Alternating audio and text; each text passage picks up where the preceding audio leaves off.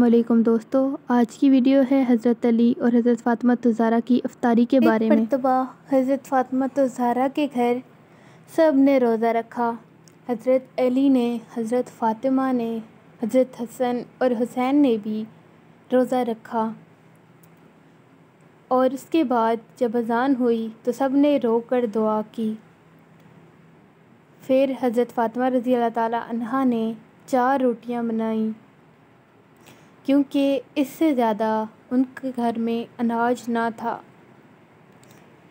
4 روٹیوں میں سے ایک روٹی حضرت فاطمہ الزہرا نے حضرت حسن رضی اللہ تعالیٰ عنہ کو دی، ایک روٹی حضرت حسین رضی اللہ تعالیٰ عنہ کو دی، ایک روٹی حضرت علی کو دی اور ایک روٹی خود رکھ لی۔ لیکن آدھی روٹی کھا کر آپ نے آدھی روٹی لی اور اسے اپنے دوپٹے کے ساتھ باندھ دیا۔ حضرت علی یہ ماجرا دیکھ رہے تھے۔ وہ بولے، فاطمہ کیا ہوا؟ تمہیں بھوک نہیں ہے؟ پہلے ہی ایک روٹی ہے، اس میں سے بھی تم نے آدھی اپنے پلوں میں باندھ لی ہے اور آدھی کھا رہی ہو۔ تو حضرت فاطمہ الزہرا مسکرائیں اور فرمایا کہ جب میں کھانا کھا رہی تھی تو مجھے اپنے بابا کی یاد آ گئی۔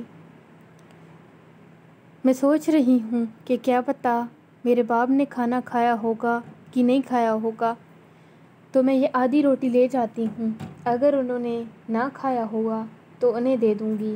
ایسا کہہ کر حضرت فاطمہ الزہرا شام کے وقت حضرت محمد مصطفیٰ صلی اللہ علیہ وآلہ وسلم کے دروازے پر گئیں۔ دروازہ کھٹکھٹایا، حضرت محمد صلی اللہ علیہ وآلہ وسلم باہر آئے اور فرمایا، اے فاطمہ کیسے آنا ہوا؟ تو آپ رضی اللہ تعالیٰ عنہ کی آنکھوں میں آنسو آ گئے۔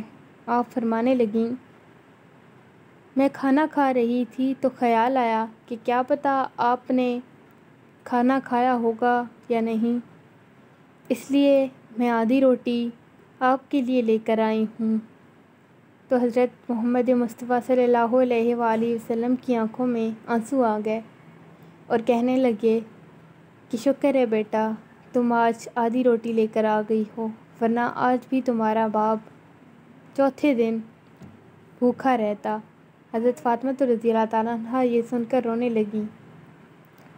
اس کے بعد حضرت محمد مصطفیٰ صلی اللہ علیہ وآلہ وسلم یہ روٹی کھانے لگے تو حضرت فاطمہ نے فرمایا کہ بابا میں خود کھلاتی ہوں، اور اپنے ہاتھوں سے حضور صلی اللہ علیہ وآلہ وسلم کو کھانا کھلایا۔